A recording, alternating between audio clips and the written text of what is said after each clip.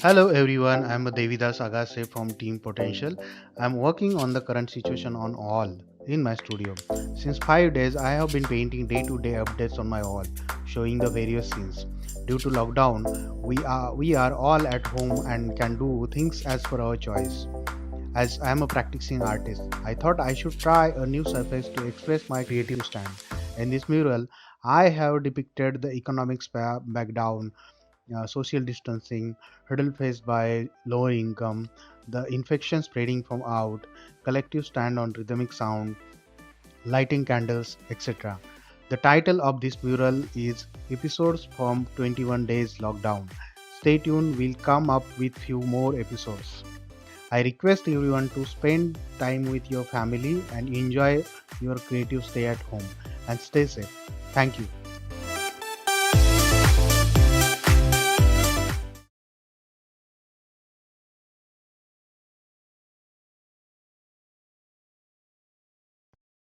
नमस्कार। सबसे पहले श्रीमान वासु को मैं धन्यवाद बोलना चाहूँगा क्योंकि उन्होंने मुझे ईवी लोग के इस एपिसोड में आमंत्रित किया। मैं राजेश पुल्लरवार, आर्टिस्ट प्रिंट मेकर और इंटरनेशनल प्रिंट एक्सचेंज प्रोग्राम जो कि गए 7 सालों से दुनिया के आर्टिस्ट प्रिंट मेकर को ग्लोबल प्लेटफॉर्म दे रहा है, उसके डायरेक्टर रूप में भी मैं कार्यरत हूँ। वैसे भी आर्टिस्ट लॉकडाउन में रहना बहुत पसंद करता है। स्टूडियो नहीं जा पा रहा हूँ और इस समय मेरे घर में एक छोटी सी प्रिंट मेकिंग प्रेस है जिससे प्रिंट निकाल रहा हूँ। जो भी मटेरियल उपलब्ध है उसी से कलाकृतियाँ बन रही है। रिसेंटली कैनवास न होने की वजह से घर की दीवार को वाटर कलर से पेंट किया,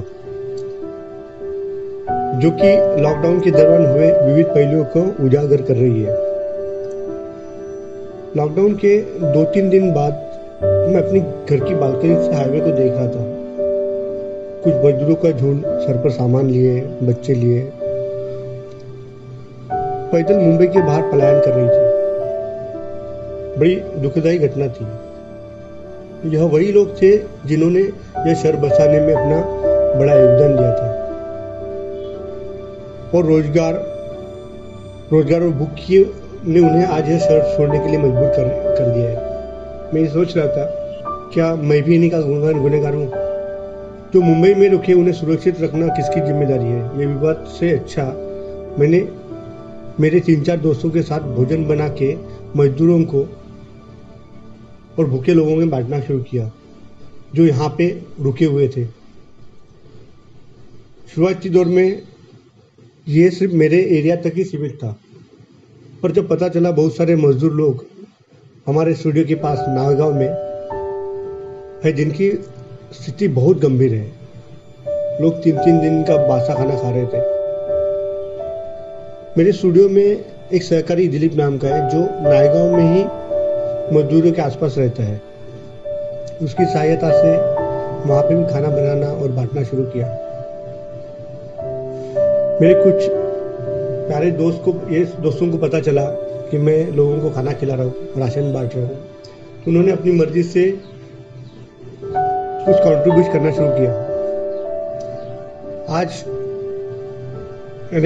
कई पिछले कुछ दिनों से हम लोग करीबन 1000 लोगों को दहिसर मुंबई और नायगांव में खाना डिस्ट्रीब्यूट कर रहे हैं।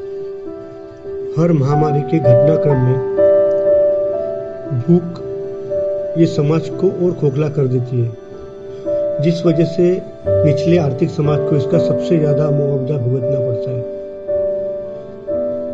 इंसान ने धरती पर अपना अधिकार स्थापित करने के क्रम में वो ये भी भूल गया कि उसने पृथ्वी के वातावरण को पूरी तरह बदल दिया है और यह बदलाव की प्रक्रिया में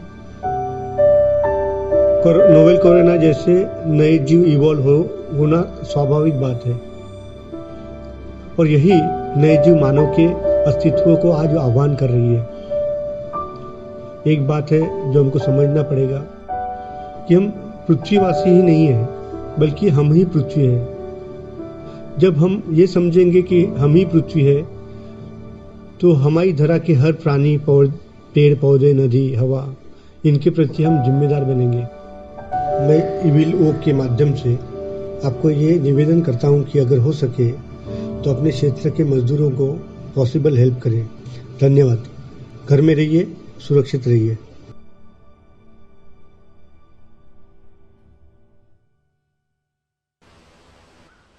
Hi, this is Ravi Agarwal, an artist and environmentalist from New Delhi.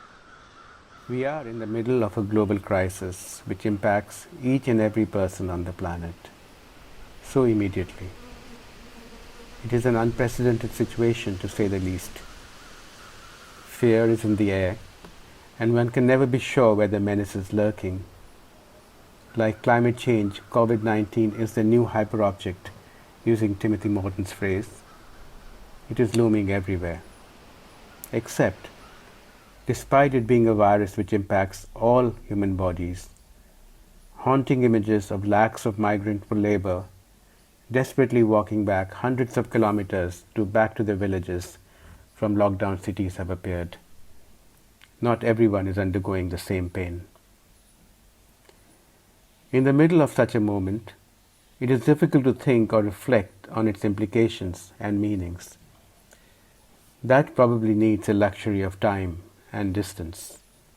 Yet, I cannot but think how we have come to this point of ecological destruction, climate change, and now an attack by a virus, which probably comes from the animal world. The virus and the ecological state of the planet are not unconnected. The appearances of such deadly viruses, and who's to say what is next, have reportedly come from wild animals and are linked to the destruction of ecosystems, all in an endeavor to progress at any cost. The same reasons which cause climate change are also those which trigger this pandemic. Paul Klee's Angel of History, the image comes to my mind. As the angel surveys the debris of the past, even as it is being swept into the future with the wings of progress. How does the planet, which we have lived and thrived on for such a long time, start to become hostile to us? What have we done to it? Actually, the evidence is all around us, if we care to see. We have more than done things to it. We have actually done it in. And it has been the case for some time now. Only it is obvious that we have not taken it seriously since we have refused to change course.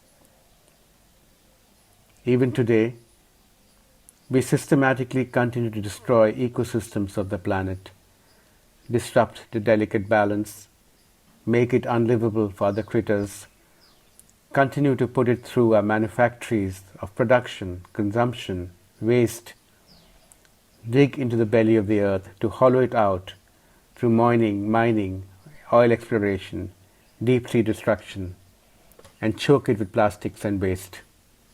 And despite global warming, we clear our forests and burn them. All for what purpose? To convert nature into products we can use, and systems of capital from which only so few on the planet gain? A techno-capitalist exploitative world we have created. This is obvious, since in these times of lockdown, as people have retreated into their homes, factories shut down, cars and airplanes have stopped moving, animals, fish, birds have started to reappear on our streets and cities. The air is visibly cleaner, the sky is bluer, and the rivers are less polluted. But the damage to the planet has been more than just physical. In the process of doing so, we have destroyed the many ways in which people have cohabited on Earth for eons. Communities have been broken and damaged, ways of life decimated, and the balance we've had with the more than human worlds, kept in place through respect and humility rather than power and control, has been upset. With these losses of nature culture ways of knowing, speaking and listening have also disappeared. We have created a world where we have neatly separated ourselves from the planet, as if we live alone and in isolation from it, as if we are separate and unique. And at top of the chain, we have come to believe that as the only rational being out there, we have an entitlement as being superior to all others. Well, the COVID-19 just proved us wrong, as did SARS and MERS and HIV and Nipah had before it, and others which will follow may also. These humble or seemingly humble protein encapsulated RNA or DNA objects, which we are not even sure of how to classify them, are they living or non-living, challenge us not only in terms of how to survive the deadly effects on our bodies, but even how to think of nature itself. These viruses, which are non-living till they find a host, when they start replicating in the host cell, come alive. They have co-evolved with critters like bats for millions of years, but can destroy us within days. Those of us who survive the attack are left behind by the trace forever as they alter our immune systems. In fact, they make us realize that our bodies are not just ours, but are ecosystems of a multitude of organisms which allow us to breathe, digest, protect, and repair ourselves. Nature is not just outside us, it is in us, and we are that, an assemblage, entangled and becoming with, and worlding with, as Donna Haraway has said. We are not separate and unique, but with everything else. When we destroy them, we destroy us. I think it is time to rethink of community, a community of critters which makes us, a community of people where there are common goods and common goals, a community of ecological spaces where we survive if the ecosystem survives. We are codependent on everything else. It is time for a reunion with who we are as a community of living and non-living beings on the planet, each with a space and niche of its own, but in relation to being everything else out there. Will this pandemic reset everything? Will we emerge changed as people, as systems, as institutions, as economies, as ecologies? What will the post-COVID-19 future be? Is this threat also an opportunity to change course? We may be the most rational species, but are we the most wise? What we do next will provide the answer. But one thing is certain, at this moment, the world seems to have changed. Coronavirus has changed so much in the world around us, but has impacted the privileged, such as us, far less. We have not experienced any major change in our lifestyles, I think, but so many others are less provided for. I'm touched by heart-wrenching stories every day. Some of love, other of selfishness. What has shaken me most is the human behavior. It breaks my heart to see images of people having to leave their cities, homes, livelihoods, traveling on foot in their hundreds and thousands, hungry and tired, to reach the comfort of their villages. It is the largest such migration that I've witnessed in my lifetime. In these corona days of self-quarantine, my day's routine has not changed much. Yes, there is a lot less urgency about completing my work now. I don't have to go out much. Of course, I still do my early morning physical training. I have extended these sessions, which used to be for an hour, by another 30 minutes. At the studio, where I spend most of my day, I'm now working with paper in the absence of the rest of the paraphernalia. Usually I used to be engaged with painting canvases, so that is definitely a welcome change. Lunch too is at the studio, as I prefer it there. I take or make conference calls with my friends, family, curators, gallerists, writers almost every day.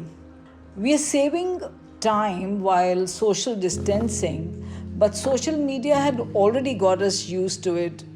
However, new softwares such as Zoom meetings are offering newer possibilities for group interactions and planning without having to meet anyone physically. In the days ahead, I do plan to do a lot of organizing my hard drive data, documentation of my artworks, writings, or downloading photographs from my phone, which is a task in itself. So far, I haven't achieved any of it. I do hope to do a lot. In my own small way, I've tried to make contributions during this period of mass hysteria by pacifying a few, helping. All the human mankind is responsible for this tragedy. None of us want to be infected by this fatal disease. Only the fortunate among us can observe a social quarantine. Yet, it is our only option at a time when, as I read it somewhere, world closed for maintenance. The only time I do step out of my home is when I take my twins, my pet dogs, Luna and Tara, out for a walk in the evening. I'm as eager as the dogs to experience the fresh air, the spring air, the only assurance we have that all will be well again soon. At this slowing of life space, I find myself repeating my father's words. Magar ye ghadi bhi guzar jayegi. Magar ye ghadi bhi guzar jayegi. This too shall pass. This too shall pass. Hi, I'm Uma Nair. The art world knows me as an art critic and a curator. My relationship with Francis Newton Sousa goes back to the 90s. And I was introduced to him by Virendra Kumar of the Kumar Gallery. I used to sing in Delhi's oldest choir, the Delhi Christian Chorus. I was the soloist, and Sousa would come for the Christmas concert. Once in 2001, after he attended my concert, he looked at me and said, "When I die and there is a memorial, please sing my favorite hymns." And I remember him every time I sing a hymn. I have taught English for 36 years and done a lot of music. My art is music. I was trained at the age of 4, and I was trained in Western music and went on to be a gospel singer because I conducted choirs. I spent my time singing, and this time is for sharing.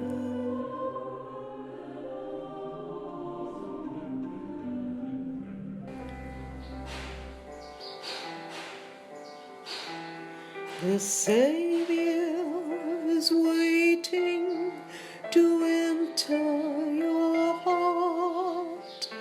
Why don't you let him come in? There's nothing in this world to keep you apart. What is your answer to him? Time after time he has waited before. Now he is waiting again to see if you're willing to open the door. Oh, how he wants to come in.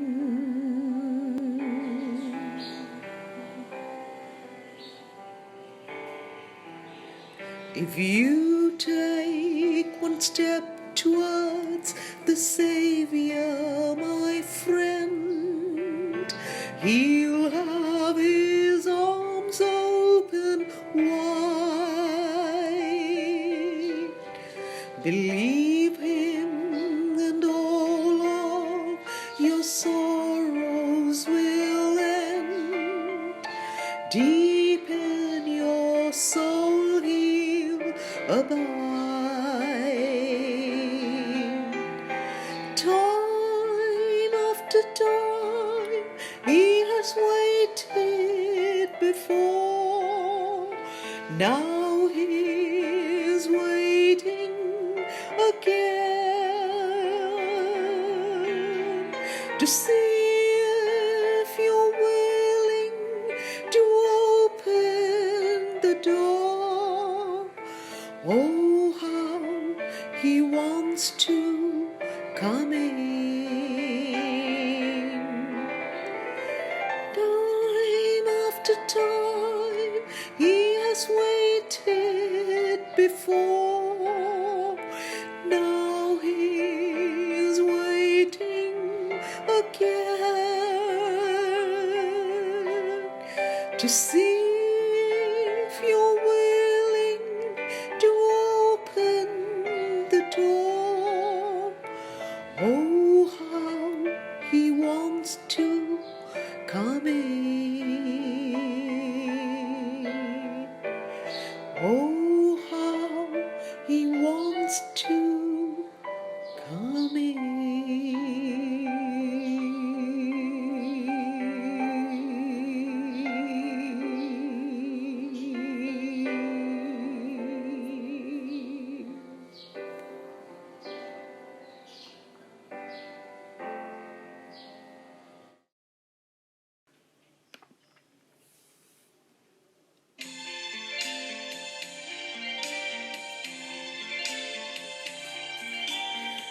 I see trees of green, red roses too. I see them bloom for me and you. And I think to myself, what a wonderful world.